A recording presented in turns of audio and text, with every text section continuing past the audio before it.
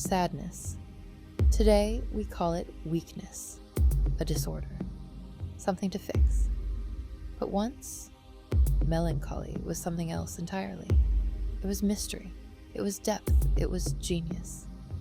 In ancient Greece, sadness had a name, melancholia, a condition not of the soul, but of the body. The physician Hippocrates believed it came from an excess of black bile, one of the 4 humors that governed human life. But even then, melancholy was not just illness. It was linked to something deeper.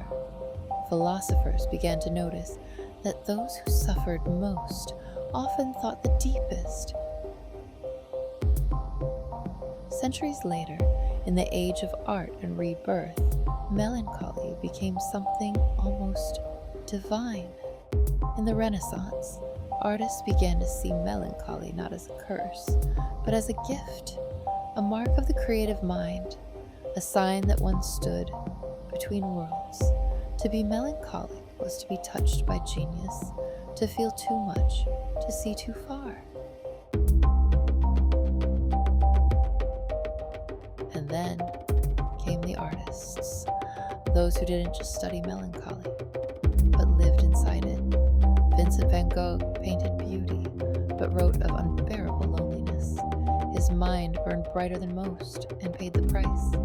Melancholy was no longer theory, it was life itself, a quiet war between creation and collapse.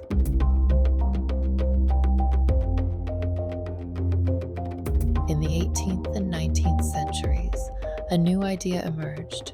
What if suffering was not something to escape, but something to embrace?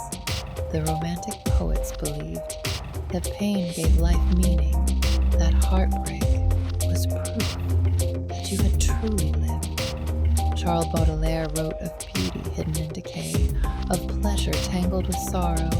For him, melancholy was not darkness, it was poetry. But some thinkers went deeper than art. They asked, what if melancholy is the human condition itself? Søren Kierkegaard believed despair was not an accident, but a fundamental part of being human. To exist was to feel the weight of existence itself. And yet, he did not see this as meaningless, but as a doorway to self-awareness, to truth. In the Victorian age, melancholy began to change again. Science took hold, and sadness was given a new name, depression. No longer poetic, no longer divine. It became something to diagnose, something to cure. Today, we run from sadness, we silence it, medicate it, hide it. But what if, in doing so, we've lost something, a depth, a sensitivity, a connection to ourselves? Because once, to feel deeply was not a weakness, it was to be alive.